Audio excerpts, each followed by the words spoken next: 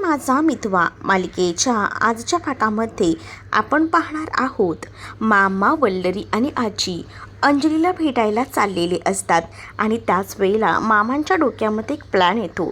ते अर्णवला सांगतात की आपण काही गुंड पाठवून या राकेशला चांगलंच धुवायला लावायचं का, कारण 4 दिवस ना त्याला कायम लक्षात राहतील. ते जास्तच उडायला लागला आहे आणि त्याच्यामुळेच आपल्या अंजलीला हे सगळं काही फेस करावं लागत आहे असं देखील आता म्हटलं जात असतं. मग आता अर्णवही म्हणतो की मलाही तसंच वाटतंय, जर आपण त्याला जरा चोपला ना तर तो वटणीवर येईल. पण नंतर माझ्या लक्षात येते की ताई तिचा जीव अडकला आहे ना त्या माणसामध्ये आणि आता ती प्रेग्नंट आहे आणि मग या सगळ्याचा त्रास तिला होईल म्हणून मी गप्प बसलो आहे, नाही तर ना त्याची कधीच मी वाट लावली असती असं देखील अर्णव आता सांगू लागतो. मामा त्यावर तिकडनं निघून जातात.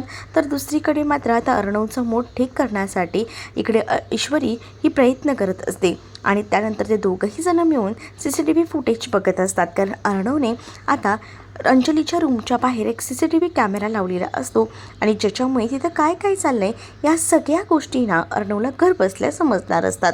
दुसरीकडे मात्र आता एकदमच हतबल झालेली ही सुप्रिया देवाकडे हात जोडून उभी असते आणि म्हणत असते की हे देवा, हे सगळं काय होऊन बसलं आहे, म्हणजे मी सगळं काही सावरायला बघते, माझ्या इशूचा संसार मार्गी लावायचा आहे मला, पण या सगळ्यामध्ये काही ना काही अडथळे येतातच आहे. आता विचार केला होता स्केच काढून झालं की सगळ्या काही गोष्टी नीट होतील, पण तेही नाही होते.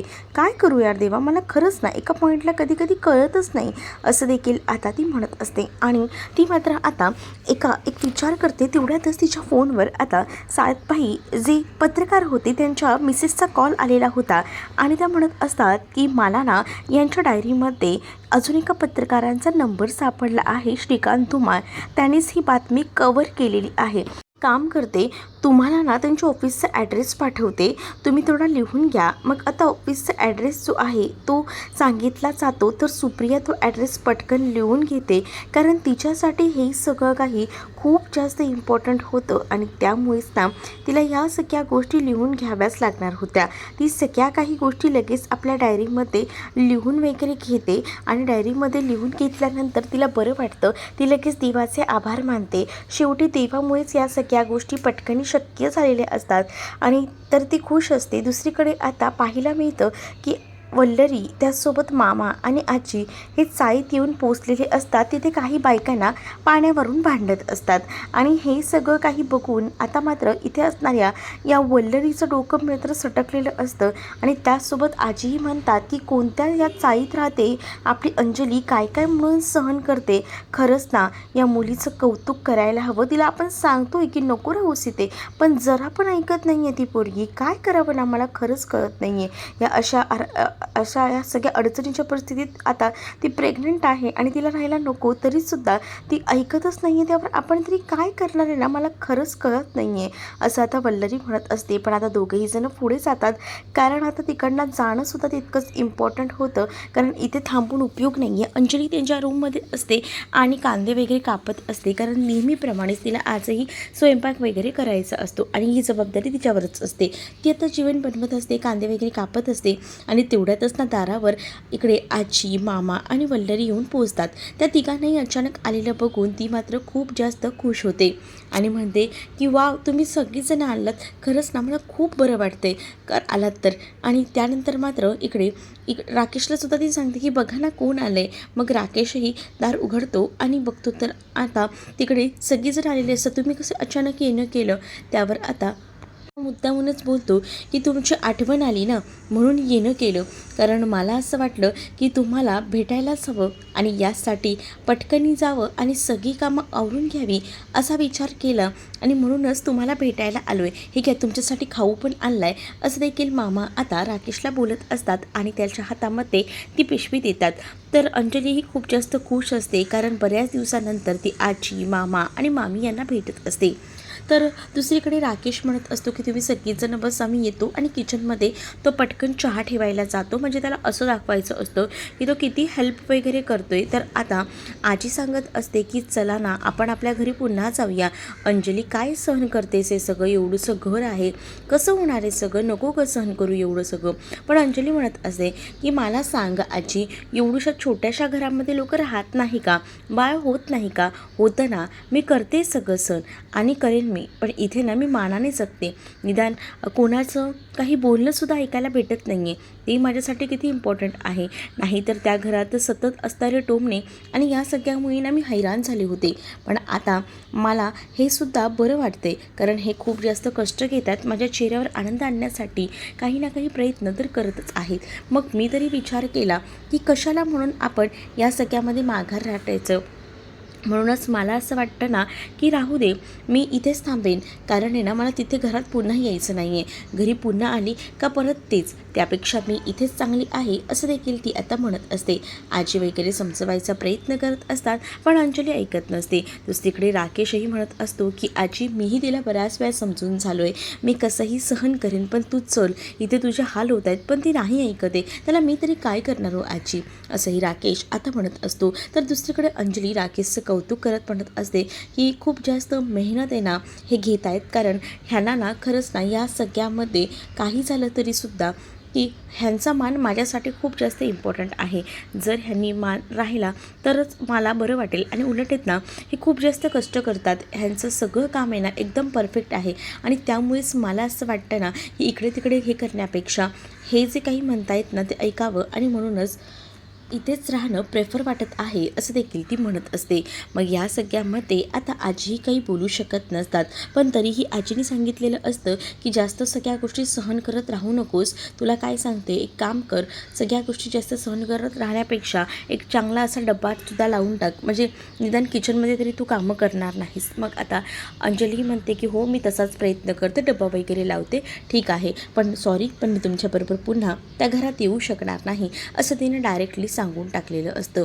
आता ती हे सगळं डायरेक्टली सांगून टाकते. तर दुसरीकडे राकेश सगळ्यांसाठी चहा वगैरे बनवत असतो. राकेशची चिडचिड होत असते. तो म्हणत असतो, काय बावळट बायको आहे खरंच ना, मला ना कधी कधी या बायकोचा इतका राग येतो ना, काय बोलू, पण तरीसुद्धा सहन करावं लागतंय, नाहीतर या इथून सुद्धा बाहेर पडावं लागेल असाही विचार तो करत असतो. तर दुसरीकडे वल्लरी आता म्हणत असते की राहू दे, तुझ्यावर आज ही वेळ कोणामुळे आली, कशामुळे आली हे पण चांगलं कळतंय, पण ती सगळीजणं सुखात आहेत आणि आज तू हा सगळा त्रास सहन करते. कधी काही मदत लागली तर आम्हाला सांग, मलम लाव, असं आता मामा बोलत असतो. तर मामाने असं म्हटल्यानंतर इकडे मात्र आता विचारलं जातं, मलम लाव म्हणजे, अगं तुला कधीही काही गरज लागली तर मला लगेच फोन कर, मी तुझ्यासाठी धावून येईन, असंही मामा आता इकडे असणाऱ्या अंजलीला सांगू लागतो. राकेश आता म्हणत असतो की बसा, मी तुम्हा सगळ्यांसाठी चहा आणतो. पण आता सगळेजणं म्हणतात की नको नको, पुन्हा कधीतरी चहा घ्यायला येऊ, सहज म्हणून आलो होतो, आता भेटलो आहे तर निघतो, असंही आता मामा वगैरे सांगतात. आणि लगेचच ना तिकडनं जायला निघतात, कारण ऑलरेडी ना खूप जास्त उशीर झाला होता. बराच वेळ ते बसले होते, अंजलीला भेटायला आले होते, अंजलीला खाऊ वगैरे घेऊन आले होते. त्यांना असं वाटलं होतं निदान अंजली आपल्यासोबत येईल, पण आता अंजली काही आलेली नसते आणि म्हणूनच ना ते थोडे नाराज असतात, पण ते घरी जायला निघतात. दुसरीकडे आता राकेश हा अंजलीकडे बघत असतो. अंजलीलासुद्धा आता तिच्या घरातले आल्यानंतर खूप जास्त बरं वाटत होतं, पण आता ती लोकं सगळीजणं गेलेली असतात. दुसरीकडे आता त्या पत्रकारांच्या मेन ऑफिसचा जो नंबर असतो तो भेटलेला असतो आणि ऑफिसचा पत्तासुद्धा भेटलेला असतो. म्हणून मला श्रीकांत धुमाळ यांना भेटायचं आहे, तर प्लीज तुमच्या जो ऑफिसचा ॲड्रेस आहे तो सांगू शकता का. मग आता एक पत्रकार तिथे बसलेला तो आता पूर्ण ऑफिसचा ॲड्रेस सांगतो. आणि ऑफिसचा ॲड्रेस न्यू प्लाझा दादर हा असा काहीसा असतो. आणि हा सगळा ॲड्रेस जो आहे बद्दल सांगायला हवं, कारण तिला ना स्वतःला सिद्ध करण्यापेक्षा ईश्वरीचा संसार वाचणं खूप जास्त महत्त्वाचं वाटत असतं. आणि यासाठी तर तिचे प्रयत्न सुरू असतात. आता घरी सगळीजणं आलेली असतात आणि मग विचारलं जातं की काय झालं, अंजलीताई नाही मानल्या का, असं ईश्वरी विचारते. नाही गं, अंजलीने ऐकलंच नाही, तिला आम्ही खूप विचार केला, खूप समजावलं, पण तरीसुद्धा ती ऐकायला जराही तयार नाही आहे, तिचा हट्ट ती सोडतच नाही आहे. मग आम्ही तरी काय करणार. मग शेवटी आम्ही तिला म्हटलं की जरा डबा तरी लावून घे, म्हणजे म्हणजे तेवढंच तुला आराम तरी भेटेल. तर त्यावरती हो म्हणाली आहे. तर दुसरीकडे मात्र आता मामा म्हणत असतात की खरं तर ना हे सगळं ना एवढं विचित्र घडते ना, एवढी बेकार अवस्था आहे ना तिथे, एवढंसं घर, पण ती कसं मुलगी ॲडजस्ट करणार आहे ना तिचं तिलाच माहिती. तरीसुद्धा आम्ही म्हणतोय की नको, ह्या सगळ्या गोष्टी नको, पण तरीही आता ती ऐकतच नाही आहे म्हटल्यावर आपण तरी काय करणार. पण दुसरीकडे ना आता वल्लरी म्हणत असते की हे सगळं कोणामुळे आहे ना ते चांगलंच माहिती आहे. या सगळ्याला आपल्याच घरातला एखादा व्यक्ती या सगळ्याला जबाबदार आहे. वल्लरीला हे सगळं काही ईश्वरीला रोख देऊन बोलायचं असतं, पण आता हे सगळं डायरेक्टली लागतं ते म्हणजे इथे असणाऱ्या या अर्णवला. अर्णव म्हणतो की मला कळतंय माझी चूक झाली आहे. त्यावर वल्लरी म्हणते की अर्णव हे सगळं मी तुला नाही म्हटले, मी दुसरं कोणाला तरी म्हटले. पण अर्णव म्हणतो की मला तुझ्या बोलण्याचा रोष समजतोय मामी, मला कळतंय जे काही झालंय ते माझ्यामुळे झालंय, त्यामुळे आता या सगळ्या गोष्टी ना मलाच हँडल कराव्या लागणार आहेत असं देखील आता बोललं जातं. त्यामुळे ना मला नको हे करूस असंही तो बोलून तिकडनं आता उठत असतो. पण ईश्वरी त्याला सावरत असते. ईश्वरी म्हणत असते की अर्णव सर इतकं वाईट वाटून घेऊ नका, पण आता अर्णवने ठरवलेलं असतं त्यामुळे तो लगेच उठून तिकडनं निघून जातो. त्याला वाईट खूप जास्त वाटतं. तो जेव्हा तिकडनं निघून जातो ना तेव्हा दुसरीकडे एक सीन दाखवला जातो. तो म्हणजे आता उदयकांत जो आहे तो कंटिन्यू कॉल करत असतो. उदयकांत कंटिन्यू हा मामीला कॉल करत असतो, पण मामी काही केला कॉल रिसीव करत नसते. कारण मामीच्या समोर मामा बसलेले असतात आणि त्यामुळेच तिला हा कॉल रिसीव करता येत नसतो. आणि त्यामुळेच ना आता ती विचार करते की काय करू, कटच ती करत असते. असे 3 वेळा कॉल येत राहतात तरीसुद्धा ती कट करत असते. पण हे सगळं काही ना इथे असणारा हा मामा बघत असतो, त्याचं ऑब्झर्वेशन करत असतो. कारण त्यालाही कळत असते की हा फोन का कट करते, मी इथे आहे म्हणून कट करते का. आणि त्याच वेळेला इकडे मात्र शेवटी मामा न राहून वल्लरीला म्हणतातच की अगं काय चाललंय तुझं, अगं फोन येतोय कोणाचा तरी, उचल ना, कशाला एवढं वाजवतेस. पण ती उचलू शकत नसते कारण तिच्या समोर आता या सगळ्या गोष्टी होत असतात. कारण उदयकांतचा फोन आलाय आणि ती बोलणार कशी आहे, आणि म्हणूनच ती उचलत नसते. आणि ह्या सगळ्या गोष्टी जेव्हा घडतात तेव्हा मात्र आता मामा बोललेले असतात. मग तिला नाईलाज असतो का होईना उदयकांतचा फोन उचलावा लागतो. उदयकांत आता म्हणत असतात की काय चाललंय, मी एवढा फोन करतोय पण तुम्हाला त्याचं काही आहे का, तुम्हाला ना त्याचं काही पडलेलं नाही आहे, तुमच्याकडे फक्त 2 दिवस राहिलेत, पैशांचा बंदोबस्त करताय ना. हो हो मी करते मी, हो असं आता ती म्हणत असते. आणि मग आम्हाला काही झालं ना तरी हवे आहेत पैसे, नाही तर तुझं हे प्रकरण बाहेर काढू. ती म्हणते की नाही नाही, हो नाही, मध्येच फक्त तिचा कारभार सुरू असतो. मामा म्हणतात की काय गं, कोणाचा फोन आला आहे. मामा असं बोलून तिला विचारायला जातात. तर मामाना ती सांगत असते की बँकेतनं फोन आला आहे, कर्ज वगैरे पाहिजेत का विचारतायत, आणि तेवढ्यातच ना मला व्याजासकट पैसे पाहिजे आहेत असं देखील आता सांगितलं जातं. व्याजासकट पैसे पाहिजेत, व्याज, अगं कर्जासाठी व्याज, काय चाललंय काय नेमकं तुझं, कोणाचा फोन आहे ते बरं इथे. ती म्हणते तुम्ही गप्प बसावं. हां, तर आता मामाही म्हणतात खरंच ना तुझं काय चालू असतं ना तुझं तुलाच माहिती. आणि असं बोलून मामा तिकडनं कंटाळून अक्षरशः निघून जातात. आणि त्यानंतर मामा तिकडनं गेल्यानंतर वल्लरी म्हणत असते की काय तुम्ही मला एकदा सांगितलं आहे ना, मग मला माहिती आहे ना पैशांचा बंदोबस्त करायचा आहे, त्यासाठी तुम्ही सारखी मला टोमणी का मारताय, असं देखील वल्लरी आता म्हणत असते. वल्लरी ज्या वेळेला ह्या सगळ्या गोष्टी बोलते तेव्हा मात्र आता इथे असणाऱ्या उदयकांतची चिडचिड होत असते. उदयकांत आता तिला बोलत असतात की मला कोणतीही कारण नको आहे, 2 दिवस राहिलेत, 2 दिवसात माझ्या अकाउंटला पैसे जमले पाहिजेत म्हणजे जमले पाहिजेत, बाकी मला काही सांगू नका, मी काही कारणं ऐकणार नाही आहे असं डायरेक्टली सांगून टाकलेलं असतं. त्यामुळे मामीला आता टेन्शन येतं की एवढे पैसे आता 2 दिवसांमध्ये कसे आणायचे, हा मामीपुढे मोठा प्रश्नचिन्ह असतो. कारण तिला हे पैसे तर द्यावेच लागणार असतात, नाहीतर तिला सांगितलं की तुला पोलीस कोठडी होईल, पोलीस कोठडी होणारे म्हटल्यावर ती थोडी बाचकळते आणि तिला आता पैशांची जमवाजमव करावीच लागणार असते. ती अक्षरशः डोक्याला हात लावून घेते, सुचत नसतं की काय करावं काही नाही ते. दुसरीकडे अर्णव आणि ईश्वरीने राकेशला भेटायला बोलवलेलं असतं आणि मग राकेश म्हणत असतो की काय काम काढलं आज, असं अचानक मला भेटायला वगैरे बोलवले तुम्ही लोकांनी. त्यावर ईश्वरी म्हणत असते की थोडं काम होतं, तसं तेवढंच अर्जंट म्हणूनच बोलवलं आहे. मग काय एवढं अर्जंट काम आहे असं विचारल्यानंतर आता सांगितलं जातं की हो हे बघा हे अर्जंट काम आहे, खरं तर आम्ही आता काही सामान तुला देणार आहोत, म्हणजेच घरातल्या ज्या काही युजफुल गोष्टी आहेत त्या तुला देणार आहोत.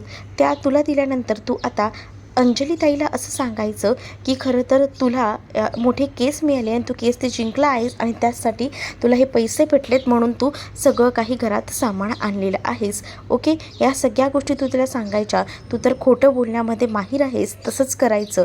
मग आता तो म्हणतो की अच्छा असं सगळं करायचं आहे का, म्हणजे खोटं बोलायचं आहे. तर ठीक आहे, मी जन्मापासूनच खूप जास्त माहीर आहे या सगळ्यामध्ये, करतो मी हँडल कसं तरी. पण तुम्ही माझं काही नुकसान तर करणार नाही ना? नाही नाही, तू एवढं सगळं कर, मग बघूया आपण. आणि आत्ताच सांगायचं अंजलीला, आत्ताच फोन कर माझ्यासमोर, असं देखील अर्णव सांगू लागतो. त्यावर राकेश म्हणतो की ठीक आहे, एवढे दिवस मला खरं बोलायची सवय नव्हती, खोटं बोलत होतो, पण आता खरं तर बोलावं लागणार. आणि असं बोलून मोबाईल खिशातून काढतो आणि तो अंजलीला कॉल करतो. अंजलीला कॉल करून आता तो सांगू लागतो की अंजली हे बघ ना, मी सहज म्हणून इथून आज जात होतो तर अर्णवने मला भेटायला बोलवलं आणि अर्णवने ना मला काही घरातलं सामान वगैरे देतोय आणि सरळ म्हणतोय की मी तुम्हाला हे सगळं सामान देतोय, पण तुम्ही या सगळ्याबद्दल ना अंजली ताईला सांगू नका आणि तुम्ही सांगा की हे सगळं काही तुम्हीच घेऊन देताय. बघितलंस का, हा अक्षरशः मला विकत घेतोय, पण तरीसुद्धा मी आहे ना, मी या सगळ्या गोष्टी ना ऐकून नाही घेते गं, कारण तू जर एवढा माझा मान जपतेस तर मलासुद्धा माझा मान जपायलाच लागणार आहे. मी काही घेत नाही आहे. हो काही घेऊ नका, असं देखील अंजली आता म्हणत असते. अंजली जेव्हा हे सगळं काही बोलते तेव्हा मात्र आता अंजलीच्याही लक्षात येतं की खरंच ना, कसा असेल ना आपला भाऊ, म्हणजे आपला भाऊ या सगळ्या गोष्टी करून विकत घ्यायचा प्रयत्न करतोय, पण नाही, मी आहे आणि हे सुद्धा आहेत. आता अंजलीने सांगितलेलं असतं काहीच घेऊ नका, म्हणूनच आता तो काहीसुद्धा घेत नाही. आणि त्यानंतर मात्र अंजलीचा तो फोन ठेवतो आणि त्यानंतर तो इकडे बघत असतो. अर्णवला खूप जास्त राग येत असतो, कारण अर्णवला कळत असतं की या सगळ्या गोष्टींना नकोशा या माणसानं करून ठेवलेले आहेत या, आणि माणसामुळेच ना हा सगळा त्रास होतो हेही तिला दिसत असतं. पण तरीसुद्धा ती आता शांत असते आणि त्याच वेळेला अर्णवला समोरच राकेश हसून दाखवतो आणि म्हणत असतो की बघितलं का, कशी वाटली माझी मस्ती, तुला काय वाटलं, त्या साईतल्या घरात मी राहणार आहे आणि तिथेच राहून मी सगळं आयुष्य माझं घालवणार आहे. तुझा हा गैरसमज आहे, कारण मला ना चाळीतल्या घरात राहायचं नाही आहे, तर मला इथे या महालात राहायला यायचं आहे. तू मला काहीचं सामान घेऊन देशील आणि मी इथे राहीन असं वाटलं तर हा तुझा निव्वळ गैरसमज आहे, असं बोलत असतो. तेवढ्यात ईश्वरीला खूप जास्त राग येतो, कारण अर्णवला खूप काही तो बोलत असतो. आणि म्हणूनच आता ईश्वरी पेटून उठते आणि ईश्वरी म्हणत असते की तुला काय वाटलं, तुला सगळं काही हँडल करता येतं आहे, सगळं काही तुझ्या मनासारखं होतं आहे, तर वेळ येईल तेव्हा तुला मी दाखवते कसं काय हँडल करायचं आहे ते.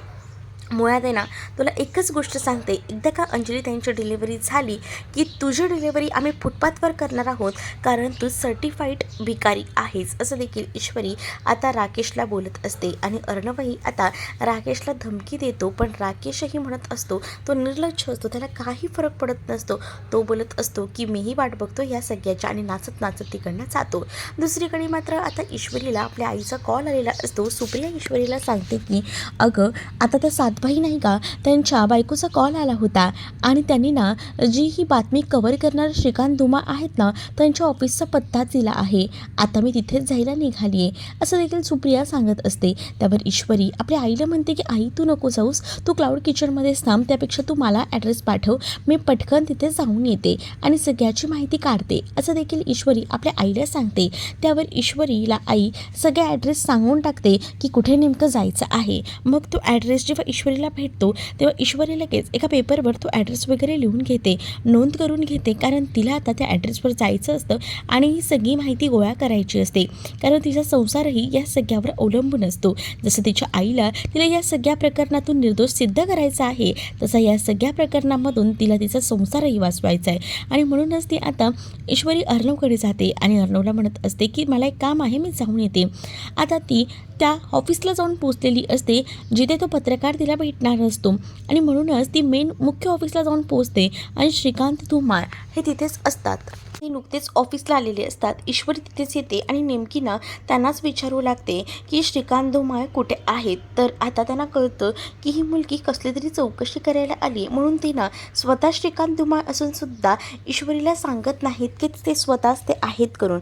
पण आता ईश्वरी जी आहे ती त्यांना म्हणत असते की श्रीकांत धुमाळ कुठे आहेत सांगाल का, मी सांगतो कुठे बसले आहेत ते, असंही आता तो म्हणत असतो. मग सांगा ना कुठे आहेत ते, पण तुमचं काय काम आहे ते तरी सांगा, असंही विचारलं जातं. आणि जेव्हा काय काम आहे ह्या गोष्टी विचारल्या जातात ना, तेव्हा मात्र खरं तर ना श्रीकांत राजे शिर्के यांच्या या सगळ्या प्रकरणाबद्दल विचारायचं होतं. मागे एक मोठा प्रसंग घडला होता आणि त्याबद्दलची ती माहिती पूर्णपणे कव्हर करायचं काम श्रीकांत धुमाळ यांनी केलं होतं आणि त्याच व्यक्तीला मला भेटायचं आहे, जरा माहिती घ्यायची आहे. कारण या सगळ्यामुळे ना खूप जास्त नाती जी आहेत ती बिघडली आहेत आणि त्यासाठी मला थोडी मदत करायची हवी आहे.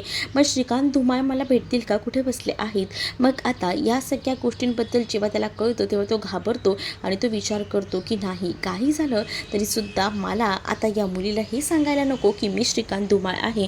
तर श्रीकांत सांगू लागतो की त्यांच्या मुलीचं लग्न आहे आणि त्यासाठी ना ते काही कारणास्तव बाहेर गेले आहेत, त्यामुळे ते तुम्हाला भेटू शकत नाही असं देखील सांगितलं जातं.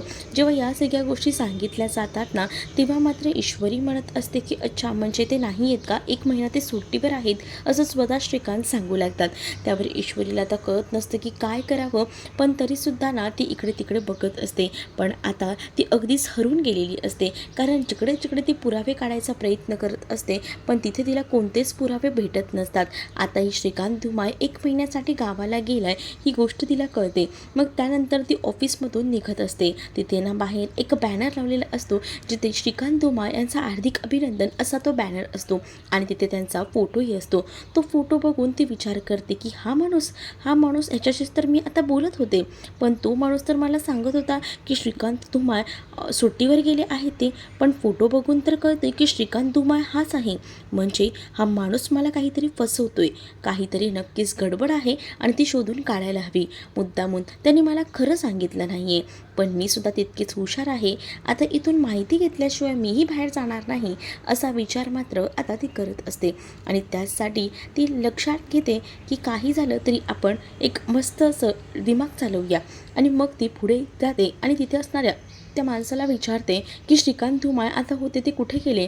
मग आता तिला सांगितलं जातं की ते निघून गेले, कारण त्याला आता इथे थांबून उपयोग नसतो. तो जर इथे थांबला तर ही मुलगी आपल्याला प्रश्न विचारणार हे सुद्धा माहिती होतं, म्हणून जास्त वेळ त्याला आता तिथे थांबायचं नव्हतं. म्हणूनच आता या सगळ्या गोष्टी विचार करूनच आता ती म्हणते की नाही, मला गणूपप्पा काही कर पण मदत कर. त्याच वेळेला तिला संपादकाचं केबिन दिसतं. मग ती विचार करते की काम करते, संपादकाशी बोलून घेते.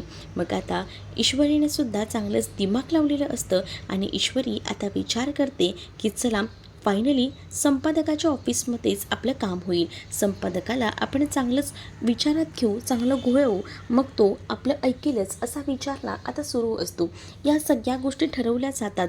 पण दुसरीकडे मात्र आता पाहायला मिळत असतं की ईश्वरीने एकदम कडकमध्ये स्वॅगमध्ये एंट्री केलेली असते, कारण तिला या सगळ्याची इन्क्वायरी करायची असते. तिला कळत असतं की तिच्यासोबत खोटं बोललं जाते, तिच्यासोबत फसवलं जाते, पण हे सगळं का?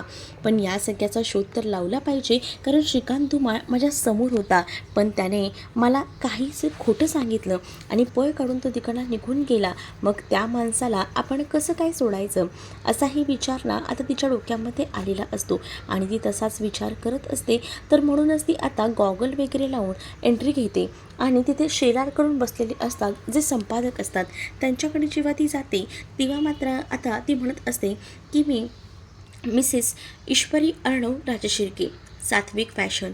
मग आता हो मॅडम, या ना, या बसा असं आता आदरातिथ्य अगदी तिचं केलं जातं आणि मग तिला बसायला सांगितलं जातं आणि मग तिला विचारलं जातं की बोला ना मॅडम, तुमचं काय काम आलं आमच्याकडे, बोला काय करायचं आहे. मग त्याच वेळेला ईश्वरी तिथे बसते आणि ईश्वरी म्हणते तुमचं नाव खूप जास्त मोठं आहे हे मला कळलं आहे आणि त्याचमुळे म्हटलं की तुमच्याकडेच एखादी बातमी छापायला द्यावी, कारण मला ना जरा ॲड करायची आहे. सात्विक फॅशन जे आहे मराठी मुलींसाठी टॅलेंट हंट ओपन करत आहे आणि मग त्यासाठी काही गरज आहे मराठी मुलींची वगैरे. मग त्यासाठी तुमचा पेपर जो आहे तो परफेक्ट आहे, कारण तुमचा पेपर जो आहे ना जास्तीत जास्त मराठी लोकांपर्यंत पोहोचतो.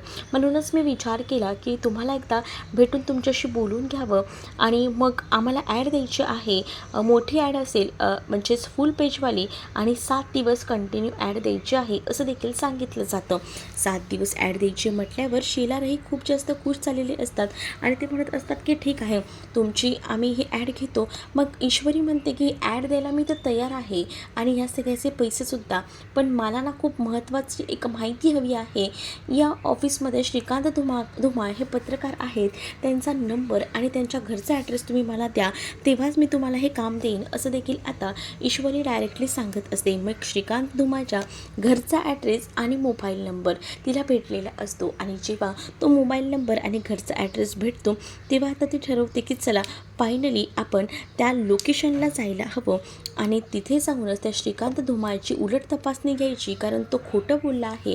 पण हे सगळं तो कोणाच्या सांगण्यावरनं करतोय, का करतोय, या गोष्टीही आपण जाणून घ्यायला हव्यात असाही विचार ना आता सुरू असतो. आणि म्हणूनच आता ती विचार करते की चला फायनली आपल्याला जे हवं आहे ते भेटले. आता श्रीकांत धुमाळ तू कुठे पळशील, कुठेही पळू शकणार नाही, आता तुझ्यापर्यंत मी पोचणारच असाही आता ती विचार करत असते आणि पटकन नंबर आणि ॲड्रेस घेऊन ऑफिसमधून बाहेर पडते. कारण तिला माहिती असतं की तिला आता स्वतःचा संसारही वाचवायचा आहे आणि आईलासुद्धा निर्दोष सिद्ध करायचे आणि यासाठी तिची धडपड सुरू असते. दुसरीकडे मात्र वल्लरी ही आता विचार करत असते की एवढे पैसे आणायचे कुठून, कारण 50 लाख रुपये त्या उदयकांतने मागितलेले असतात आणि उदयकांतला एवढे पैसे कसे द्यायचे हा विचार वल्लरी करत असते. दुसरीकडे आता आईकडे ईश्वरी भेटायला गेलेली असते आणि आईला सांगते की सगळ्या काही गोष्टी नीट होतील, तू काळजी करू नकोस, मी आता म्हटलं आहे ना त्याचा ॲड्रेस आणि नंबर सगळं काही भेटले, आपण तिथेच जायचं. मग ईश्वरी अर्णवला या सगळ्याबद्दल सांगते. अर्णव तिला सांगत असतो की हे सगळं रिस्की आहे, पण ईश्वरी म्हणत असते की मला नुसतं आईला सोडवायचं नाही या सगळ्यातना, आपला संसाराचाही विचार करायचा आणि यासाठी मी स्टँड घ्यायला तयार आहे असेही ईश्वरी अर्णवला सांगते. अर्णव तर आता ऐकतच राहतो. तर तुम्हाला हा भाग कसा वाटला हे कमेंटमध्ये मला नक्कीच सांगा आणि अशाच नवनवीन भागांसाठी आपल्या चॅनलला सुद्धा सबस्क्राईब करायला विसरू नका. चला तर मग भेटूया पुढच्या भागामध्ये. तोपर्यंत टाटा बाय. व्हिडिओ आवडला असेल तर व्हिडिओला लाईक करा आणि हाईप करायला विसरू नका.